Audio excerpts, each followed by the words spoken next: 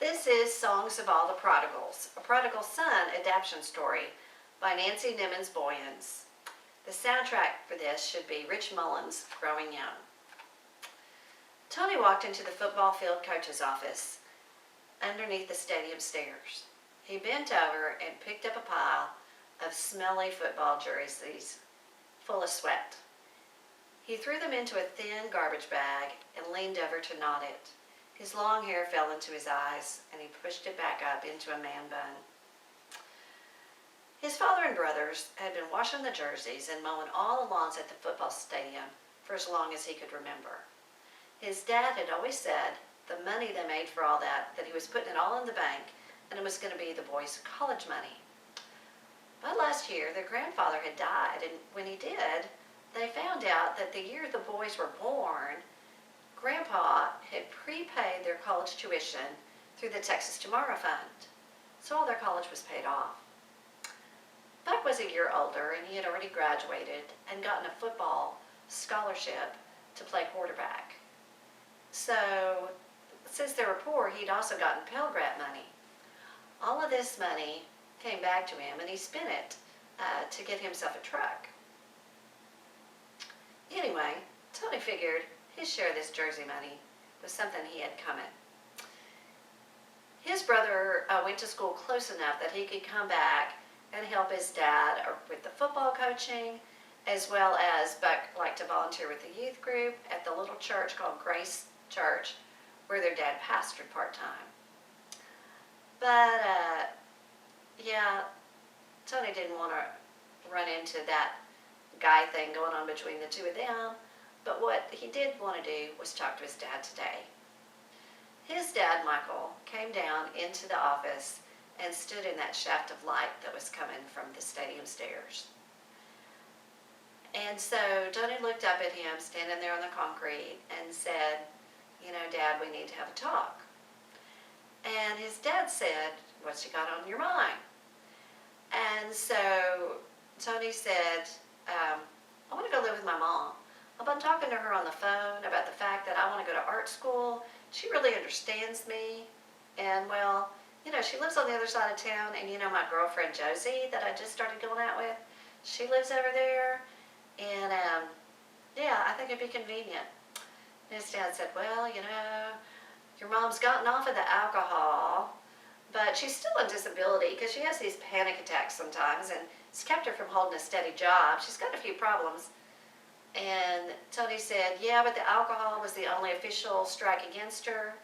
In these situations where there's no problem with one of the parents, they really let the kids, when they're over 14 in Texas, chime in quite a lot about where they live. And you can tell a judge, and they'll listen to you. And I think they would let me go stay with her, and I think she wants me to come stay with her. Dad, why don't you just let me go over there?" Dad said, "You're going to go over there in the middle of your senior year?" And that's when Tony said, "This is where the money from doing all this work at the stadium comes in. If you'll give me my jersey washing money, I could buy, you know, a little used car." Dad said, "Oh, yeah, I'll help you find a used truck." And Tony said, "No, Dad, you know, that's not my style. I want a sports car." And his dad was like, Fine. And anyway, over time, Dad realized he had to give in, and that let Tony go stay with his mom. So reluctantly, he watched his son pack his things and go over there. And sure enough, Tony got a really nice, sweet little classic sports car. His girlfriend Josie just absolutely loved it. Tony's mom's house was a brightly colored place with lots of loud music. She was a completely different kind of parent than his dad. She didn't ask him where he was going every single second so much. And so Tony thought that this was a good life. Josie started taking him to some parties of some friends of hers. He still had a little bit of cash money. And so they let him buy the beer, and he became very popular. Well, you know, Josie liked to talk about things like that Tony made her feel fully alive. She didn't think her parents were living their best life. They both complained about that they weren't doing what they'd originally intended to do. She said she was going to never let that happen to her. She let him play with her little puppy she had. She had this little mix of puppies that were part rat terrier and part bird dog. She just had two puppies left. She said she got rid of the mother dog because she had eaten the rest of the puppies. And the one that looked like the rat terrier acted like one and was trying to dig a hole in its box. And the one that looked like the bird dog already showed signs that he was going to start fetching and would be a retriever. And so they said dogs were kind of like people. Anyway, he and Josie would go parking. And one time, they got too carried away. It wasn't too many weeks after that she came to him and she told him that she was pregnant. He was pretty freaked out, and he got drunk and went home. And this really upset his mother. She started thinking about the one bottle she had still hidden somewhere around the house. Anyway, but he decided what he was going to do.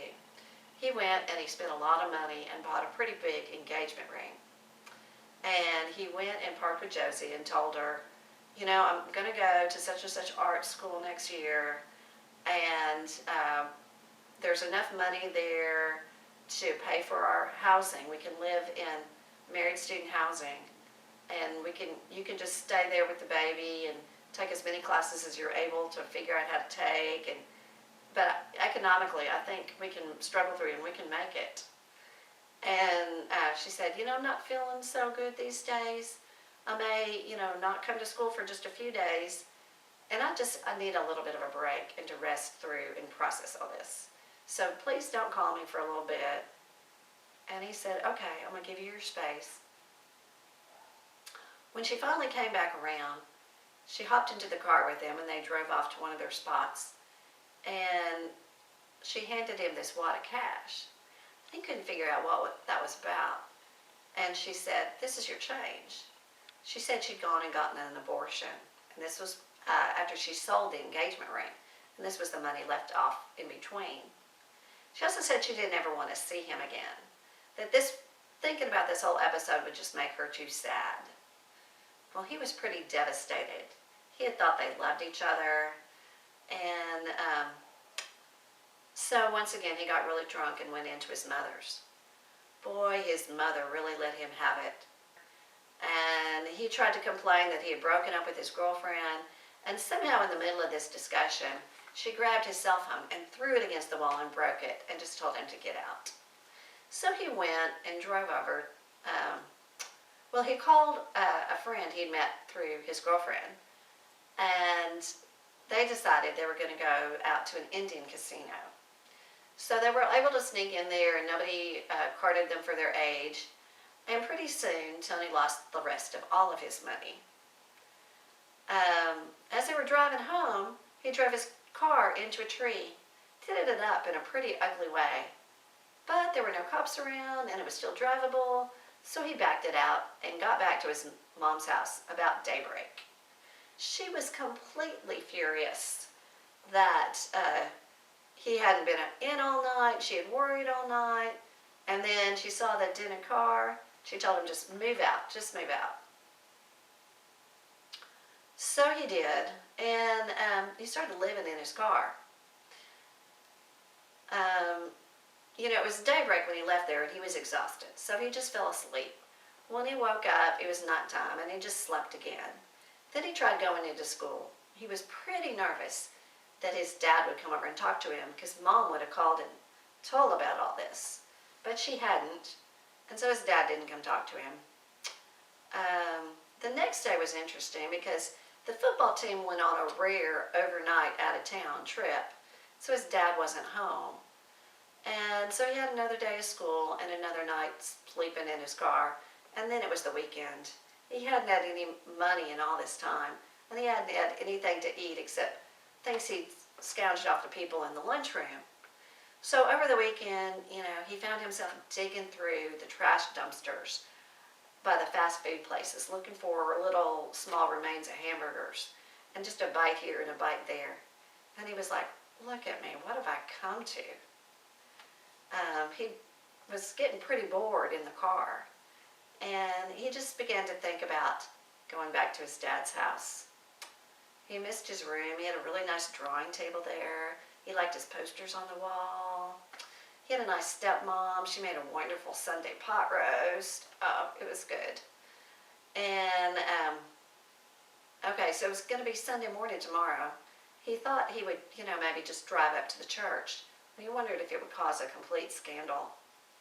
He figured his dad would take away his keys for sure, and then he'd probably be so grounded he didn't do another activity for his senior year. But his stomach was growling enough, and it was time to do it.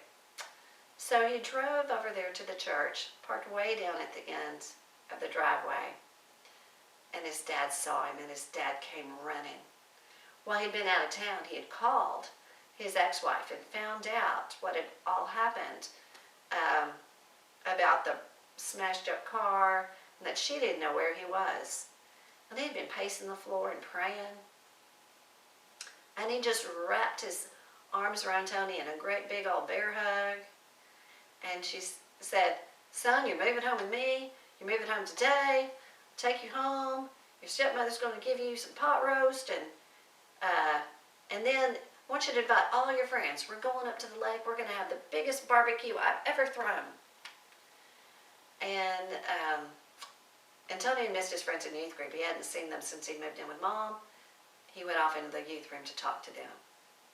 Meanwhile, his brother Buck is having a personal meltdown and identity crisis. He was the kind of guy who performed for applause. And yeah, a lot of people cheered for him when he was doing his star quarterback stuff. But more than that, he just wanted to hang out with his dad all the time and get Dad's approval. How could his dad have betrayed him and given all these privileges like a barbecue to his brother that he'd never given to him? And he said something to his dad about it. "You never threw a barbecue for me."